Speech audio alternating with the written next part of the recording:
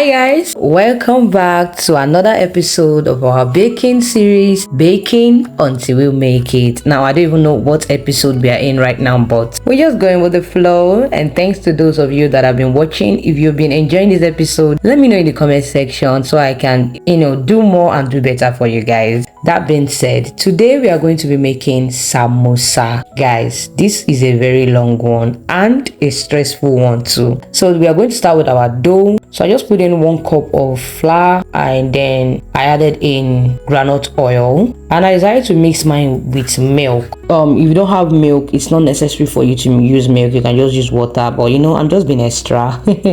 So I use milk and a little bit of salt, and then I mix that up together. I eventually added extra cup of flour because I wasn't really sure of the quantity I would need for this recipe. And I don't want to be caught off guard. So after mixing that, I just make sure that I mixed it properly until it give me this consistency. So if your dough is this stretchy, you're good to go. Now the next thing we are going to be doing now is our fillings. So I'd already boiled my meat because I'll be using beef for this recipe. I boiled it and then I used my food processor to blend it up. After then, I'm going to fry in some scotch bonnet pepper and onions, and then I put in that blended beef and I mix it together. So after a while, after heating up for a bit, I go in with my veggies. So I'm only going to be using cabbage and carrots. These are diced cabbage and carrots. I blended it with my food processor, so it's just very easy for me to do. So then I pour that in and I decide to season it up with my ginger garlic powder, lasso. You can use whatever seasoning of your choice, but these are my own favorites. So after seasoning it up a bit, I stir that up together and my filling for this samosa is ready. And if you're new here, the purpose of this episode is me teaching myself to bake, how to bake and how to do pastries, how to make pastries. That is what I am learning, because pastries is not a day job. It's not a simple thing that you can just do. So yeah, that is what I am doing in this episode that I keep dropping every Sunday. So just hit the follow button and follow us on this journey to perfection.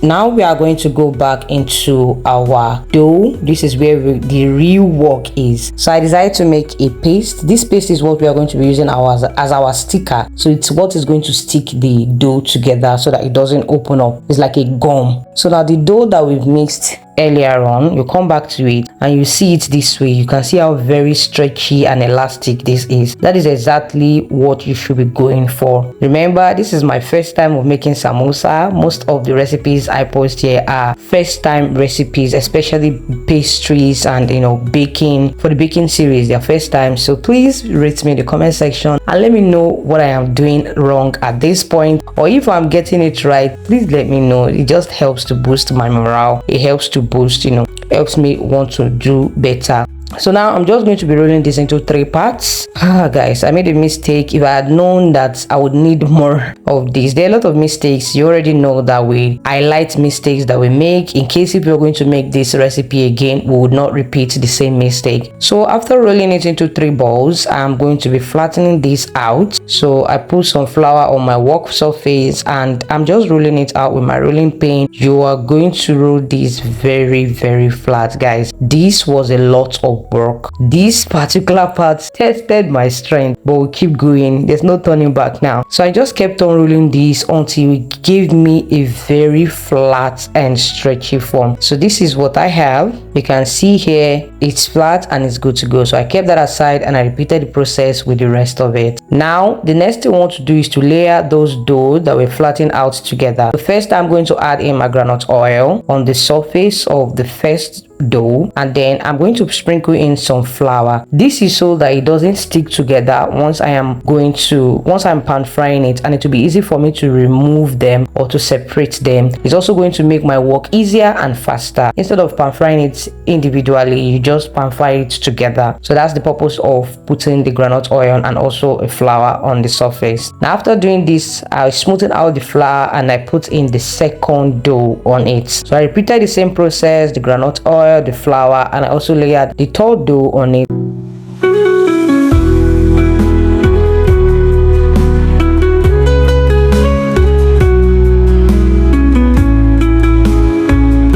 Now once that is set and all my dough are already layered together, I'm now going to flatten this out again with the rolling pin. When I said this tested my strength, it's no joke, guys. I kept on rolling this out. I had to stretch it out completely. You can see the way I'm pulling it out, it's separating from each other easily without stress. That's the purpose of the groundnut oil and the flour on the surface. So I just kept on rolling this until it gave me a very flat and stretchy dough. So that is what I will be going for. Now this is what I have. You can see it has widened, it has increased in the width. Now you're going to get something like a cover. Make sure it's a very round shape, because we are going for a round shape that's going to give us that samosa shape. So I got this, the cover of my pot, and I just use it to cut out the circle shape that I needed.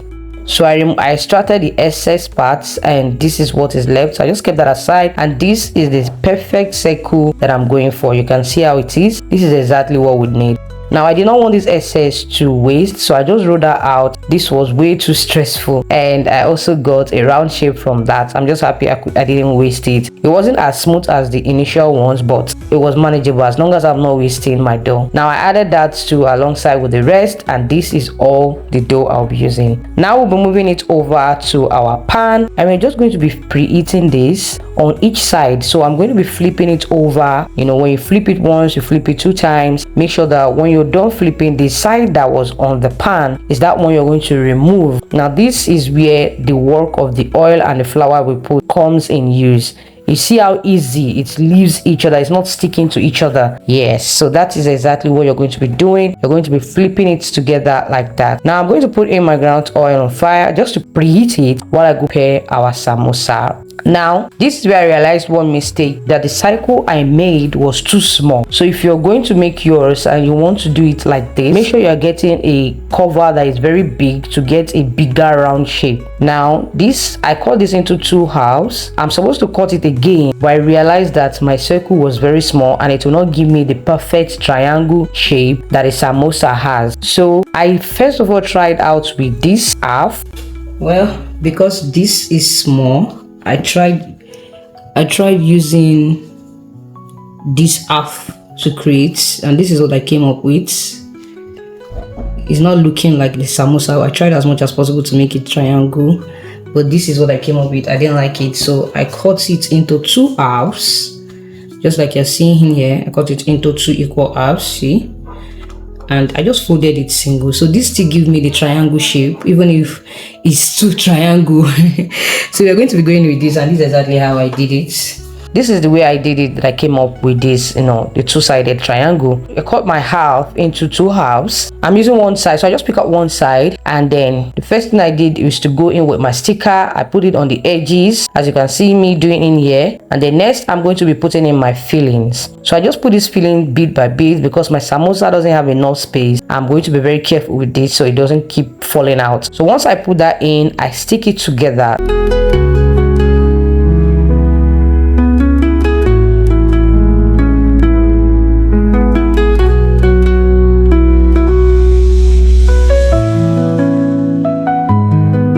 Now this is where you need to be very cautious. You need to make sure that this sticks completely so it doesn't open up while you are frying. So I stick this very well, and I make sure that all holes were completely locked in. I filled it up extra because I noticed that there's still small space for my samosa filling to sit in. So I put more fillings in it, and then I took the sticker and I did the same thing. I just put it around the edges, and then I closed it up completely. Now this is the shape of our samosa, and this is how I got the shape. You can see it might look easy, but trust me, this is not easy at all. If I had known, I would have done the dough to be more than what I actually did, so that I could have this in batches. So after I made this, I realized that you can make it this way, keep in your freezer, and just leave it there. Anytime you need it, you pick it out and fry. That way you get, you know, it just eases your stress than making this every time you crave for it. This is too stressful. So these are all the shape I came up with, and this is everything. So we are going into frying it. Now I just placed my samosa into my oil. The oil is already hot, not too hot, so it's good for the samosa to go in. So I just put that in, and I stir that up together.